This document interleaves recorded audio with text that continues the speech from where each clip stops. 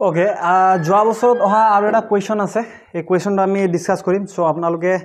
English medium বিলাকে চাব পাৰে কোৱেশ্চনটো এবাৰ পজ কৰি কিনে লিখি লওক ঠিক আছে ইয়াত কি বুলি কৈছে কোনো দুটা সংখ্যাৰ ডাঙৰটোৰ বৰ্গৰ পৰা সৰুটোৰ বৰ্গ যদি আমি বিয়োগ কৰো তেন্তে হেতু ইকুৱেল হয়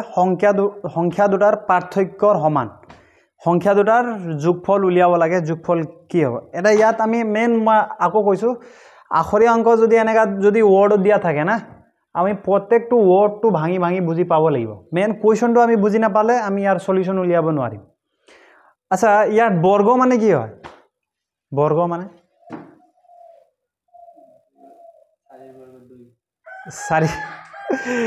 চাৰিৰ বৰ্গ নহয় চাৰিৰ ৰুট টু 2 হ'ব বৰ্গ মানে বুজিলা না বৰ্গ মানে 2ৰ বৰ্গ বৰ্গ মানে স্কয়াৰ ওপৰত যদি এনেকুৱা থাকে না স্কয়াৰ হেতু বৰ্গ বুলি কয় তো 2ৰ স্কয়াৰ কিমান হ'ব 4 হ'ব 3ৰ স্কয়াৰ 9 হ'ব 4ৰ স্কয়াৰ 16 হ'ব বুজি পাইছা বৰ্গ বুলি কলে সাপোজ x ৰ স্কয়াৰ কি হ'ব x ৰ বৰ্গ মানে x ৰ ওপৰত স্কয়াৰ দিব লাগিব ঠিক আছে বৰ্গ মানে স্কয়াৰ হেনেকা ঠিক আছে এতিয়া ইয়াত আকো কৈছে পাৰ্থক্যৰ সমান বুলি কৈছে পাৰ্থক্য মানে ডিফাৰেন্স বা মাইনাস ঠিক আছে এই কোৱেশ্চনটো আমি এই দুটা বস্তু বুজি পাব লাগিব ঠিক আছে পাৰ্থক্য মানে কি হয় তোমাৰ ডিফাৰেন্স মাইনাস বা তোমাক যদি হুদে 3 আৰু 4 ৰ মাজত পাৰ্থক্য কিমান বুলি কলে কিমান ডিফাৰেন্স বিচাৰিছে 1 3 আৰু 4 ৰ ডিফাৰেন্স কিমান হ'ব 1 হ'ব তো হেনেকা এতিয়া আমি কোৱেশ্চনটো আমি ব্ৰেক ডাউন কৰিম এটা কোৱেশ্চন বুজিবলৈ ট্ৰাই কৰিম ঠিক আছে এতিয়া ইয়াত কি বুলি কৈছে দুটা সংখ্যা বুলি কৈছে তো এটা ডাঙৰ সংখ্যা বুলি কৈছে এটা সৰু সংখ্যা বুলি কৈছে হয় না তো এনেকা আমি সাপোজ ধৰি লৈছো ধৰা হল ডাঙৰ সংখ্যাটো সাপোজ লেটস সে ডাঙৰ সংখ্যাটো ধৰি লোৱা x আছে ঠিক আছে আৰু সৰু সংখ্যাটো ধৰি লোৱা সংখ্যাটো y আছে হ্যাঁ এতিয়া কি বুলি কৈছে বাই কোৱেশ্চন বা অ্যাকৰ্ডিং টু কোৱেশ্চন কি বুলি কৈছে ডাঙৰটোৰ বৰ্গ মানে ডাঙৰ কি ধৰি লৈছো x ধৰি লৈছো x ৰ বৰ্গ হলে কি হ'ব x স্কয়াৰ হ'ব ডাঙৰটোৰ বৰ্গৰ পৰা মাইনাস কৰিব লাগিব কৈছে ন বৰ্গৰ মান বিয়োগ কৰিলে কি কৰিব লাগিব সৰুটোৰ বৰ্গ মানে এই যোনটো সৰু দেখিছা না সৰু ইয়াৰ বৰ্গটো মাইনাস কৰিব লাগিব ডাঙৰটোৰ বৰ্গৰ পৰা সৰুটোৰ বৰ্গটো মাইনাস কৰিব লাগিব ঠিক আছে বুজি পালা তাৰ পিছত ফলাফল ইয়াৰ যোনটো ৰিজাল্ট ওলাব ঠিক আছে সংখ্যা দুটাৰ পাৰ্থক্য মানে এই সংখ্যা দুটাৰ এটো আৰু এটো সংখ্যা দুটাৰ কি হয় ইয়াৰ যোনটো ডাঙৰটোৰ বৰ্গ আৰু সৰুটোৰ বৰ্গৰ যোনটো বিয়োগফল হ'ব হেইটো ঠিক আছে এই সংখ্যা দুটাৰ পাৰ্থক্য সংখ্যা দুটা মানে এইটো সংখ্যা আছিল x আছিল y আছে সেই দুটাৰ পাৰ্থক্যৰ সমান হয় মানে এই দুটাৰ বৰ্গৰ ডিফাৰেন্সটো এই দুটাৰ ডিফাৰেন্সৰ ইকুৱেল হয় বুজি পালা না এতিয়া এইটোৱে লাগে জাস্ট বুজি পালা নে নাই বুজি পালা এতিয়া আমি লাগে সেই সংখ্যা দুটাৰ যোগফলটো কিমান হ'ব প্ৰথমটো কৈছে ডাঙৰটোৰ বৰ্গৰ পৰা সৰুটোৰ বৰ্গটো যদি মাইনাস কৰো হেতু ইকুৱেল হয় সেই সংখ্যা দুটাৰ পাৰ্থক্যৰ লগত পাৰ্থক্য মানে সেই সংখ্যা দুটাৰ বিয়োগফলৰ লগত ঠিক আছে এতিয়া আহি গল এটা বস্তু এটো x square minus y square মানে কি এতিয়া ইয়াক কেনেকৈ ভাঙিম ইয়াৰ কাৰণে আমাক লাগিব এটা ফৰ্মুলা ম্যাথছত মই কলো মেইন বস্তুটো হৈছে formula all kind of formula লাগিব আৰু যেহেতু আমি আমাৰ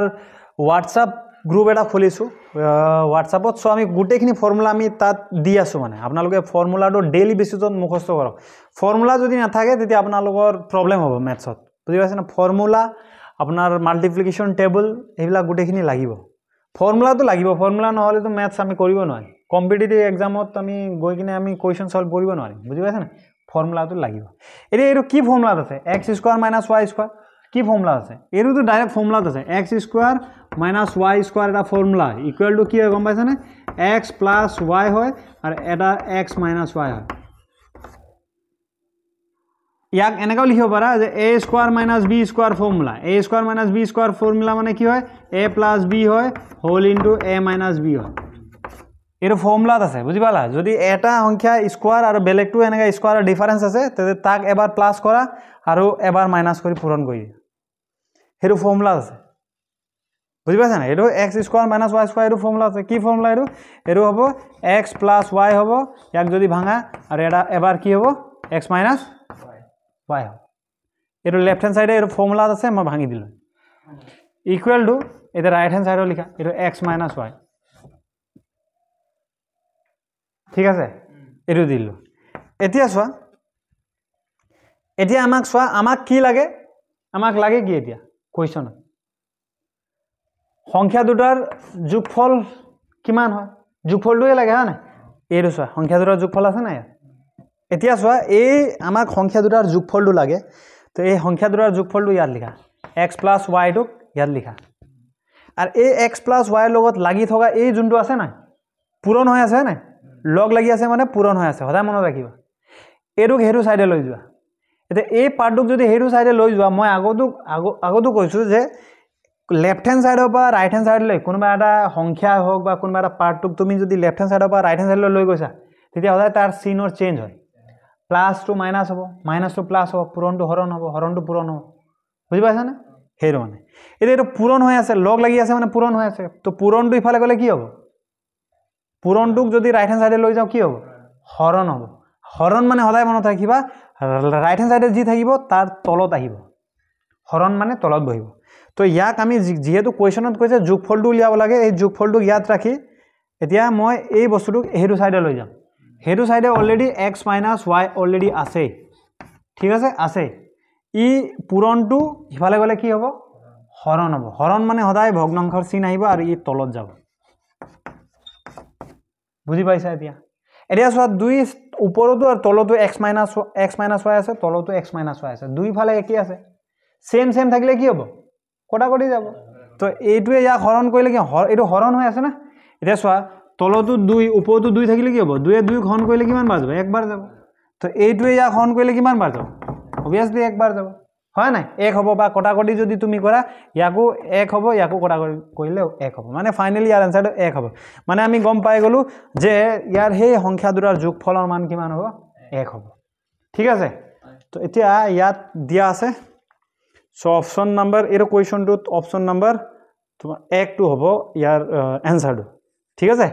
তো এনেকা টাইপৰ কোয়েশন আহিব পাৰে তো এইবিলাক কোয়েশনত মেইন বস্তুটোৱে হৈছে আমি কোয়েশনটো বুজি পোৱা যেতিয়ালৈকে আমি কোয়েশনটো বুজি নাপাম তেতিয়ালৈকে আমি কৰিব নোৱাৰিম সো ইয়াৰ কাৰণে আমি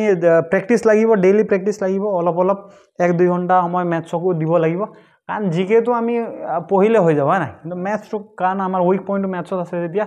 অলপ হলো টাইম 1-2 ঘণ্টা টাইম ডেইলি আমি উলিয়াব লাগিব ঠিক আছে